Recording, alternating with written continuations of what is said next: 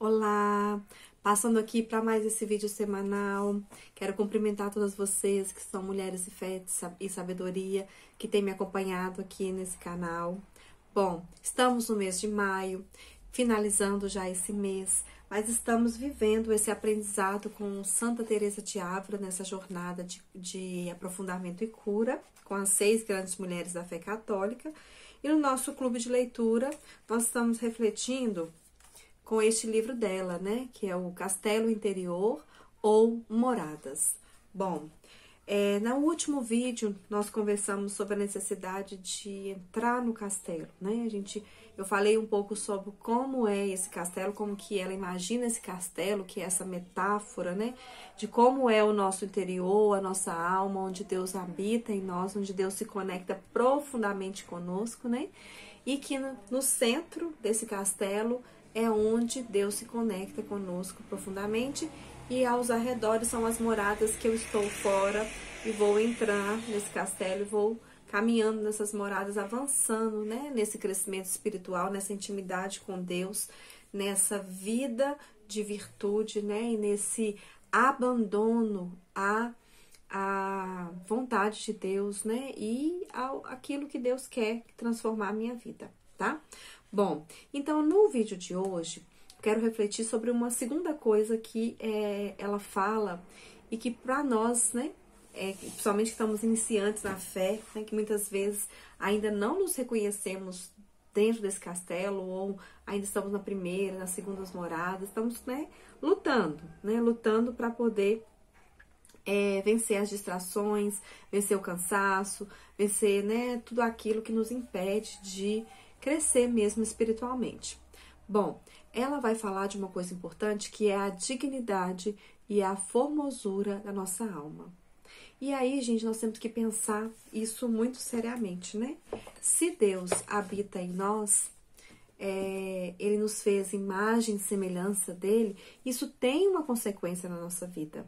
Aí vocês podem pensar, mas como assim? De onde ela tirou isso que Deus habita em nós?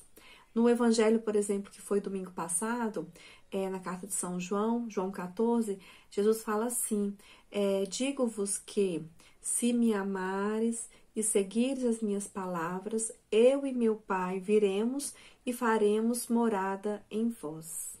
Então, o próprio Jesus usa esse termo, né, das moradas, né?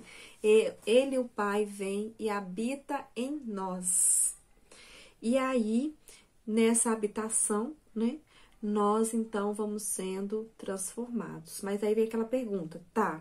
Então Deus está comigo, porque Ele está no meu interior, na minha alma, nesse lugar que se conecta comigo. Mas eu estou com Ele? Eu só vou estar com Ele se eu responder primeiro, tomando consciência dessa presença dEle. Segundo, mantendo esse relacionamento. Ah, Deus está comigo, então você fica aí, eu fico aqui, eu vivo minha vida e tudo bem. Não, tem consequência, né? Se Deus está habitando dentro de mim, então eu preciso o quê? Preciso manter um relacionamento com Ele, né? E é interessante porque uma segunda consequência é que se Deus habita o meu interior, né? Que grandiosidade não tem essa minha alma, né? Feita para poder receber esse Deus, né? Receber Deus, né? O Deus Todo-Poderoso, Onipotente, né? Santo, de infinita bondade, né? E aí, nós podemos então entender que não existe solidão. Essa seria a primeira consequência prática, né? Digamos assim.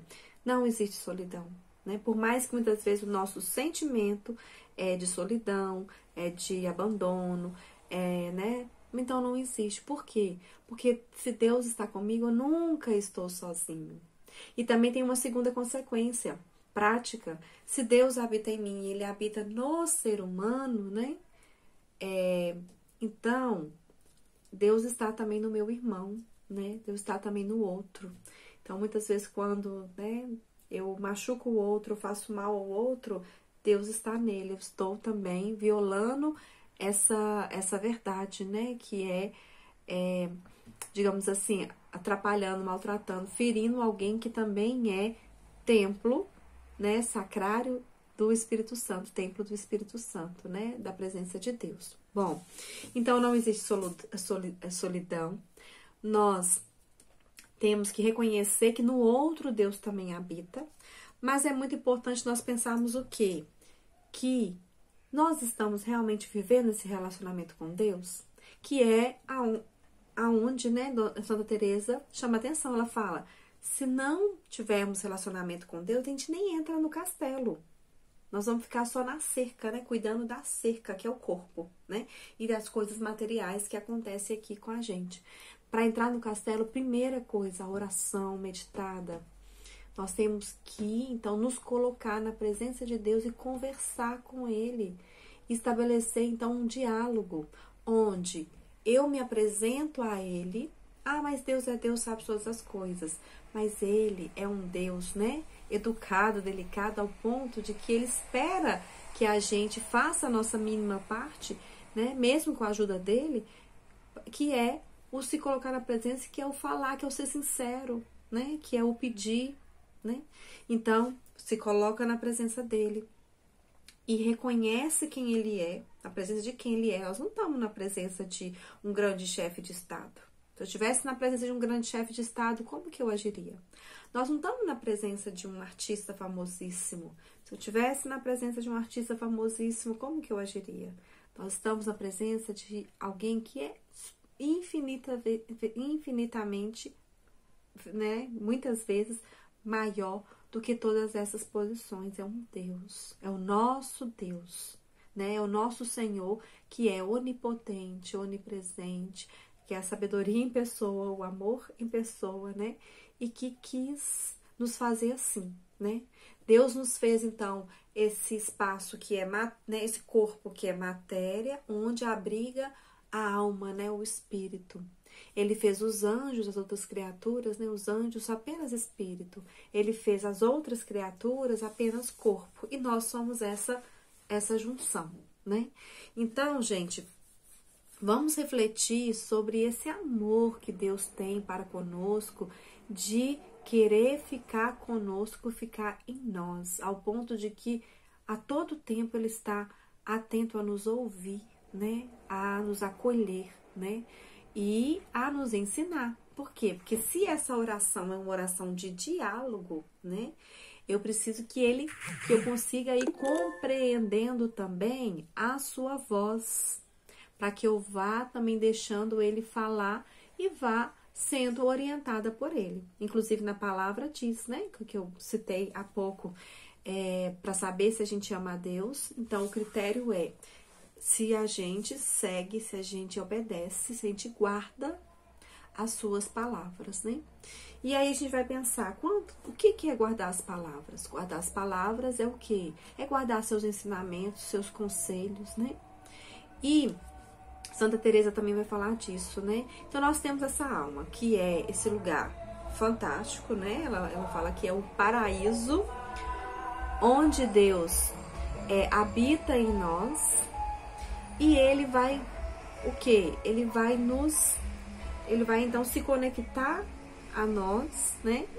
Nesse lugar, desde que nós estabeleçamos esse relacionamento, de que nós tenhamos consciência de que Ele está conosco. Sem essa consciência, não vai adiantar nada. A presença dEle em nós não vai transformar nada em nossa vida, que o objetivo é esse, né? Que nós sejamos transformados em cada vez mais parecidos com Ele. É um movimento de dentro para fora. Tá? Mas aí, gente, quando nós não estamos conectados a Deus, ou quando nós não estamos vivendo a sua palavra, nós estamos o quê? Manchados, sujos pelo pecado. E aí, gente, nós já sabemos quais são os pecados mais graves, que é aqueles que não só nos suja na presença de Deus, mas nos retira da presença dele, né? Que é viver a inimizade com Deus, né? Quando nós, infelizmente, cometemos, né, pecados graves, né? Então, são os 10 mandamentos que a igreja organiza de forma didática, né? Para que a gente possa seguir. Ah, mas esses 10 mandamentos são difíceis demais. Deus é um pai bondoso e amoroso. Todos eles têm uma explicação e tem uma forma de compreender, de forma que se a gente se abrir a essa compreensão, a esse entendimento, nós vamos entender que ali tem uma verdade de amor, ou seja, Deus está muitas vezes querendo nos poupar de perigo maior, de sofrimentos maiores, né? Quando nós vivemos os 10 mandamentos. Então, vivendo os 10 mandamentos, nós vamos estar, então, vivendo nesse estado de graça. O que é esse estado de graça? Ele pode ser comparado com um vaso mesmo, que é um vaso perfeito, um vaso bem feito. Perfeito é demais, né? Mas bem feito. Então, a graça de Deus cai sobre nós e ela fica, porque o vaso não está rachado. Mas, quando nós não estamos no estado de graça, esse vaso, então, ele tem rachaduras. A graça entra, fica um pouquinho e sai. Entra, fica um pouquinho e sai. Nós vamos nos esvaziando com mais facilidade, tá? Então, são duas coisas. Para que nós mantenhamos esse relacionamento com Deus, para que nós entremos nesse castelo, para que nós comecemos a caminhar nessas moradas de crescimento espiritual, nós temos que fazer essa oração de conversa com Deus, onde eu falo, mas eu escuto principalmente e começo a reconhecer quando a voz é de Deus, à medida que eu vou fazendo isso constantemente. Quanto mais eu faço essa oração, mais eu conheço a Deus. Quanto mais eu faço oração, mais eu conheço a Deus. E o segundo ponto é estar, digamos assim, limpo, né? Estar apto, né? Estar em amizade com Deus, para que as graças que Ele já quer me dar, que Ele sabe que eu preciso para avançar nesse caminho, não sejam perdidas, né? Mas fiquem retidas aqui na minha alma, no meu espírito, para que eu possa crescer, tá? E aí, Santa Teresa vai dizer, né? Então, a alma pode pensar assim, é difícil demais esse caminho, e às vezes eu começo a fazer, mas eu cometo um pecado, eu vou desanimar. Ela fala, a grande virtude, né? Esse caminho também, principalmente, é um caminho que precisa de nos transformar para melhor, então é crescer em virtude.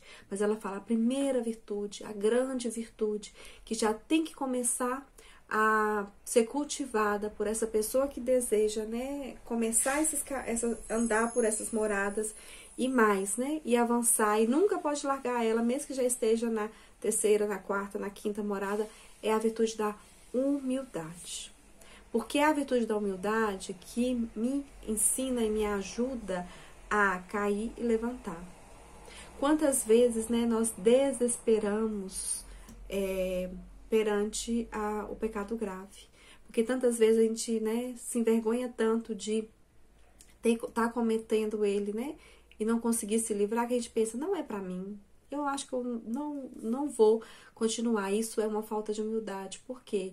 Porque nós temos que confiar em Deus e não em nós.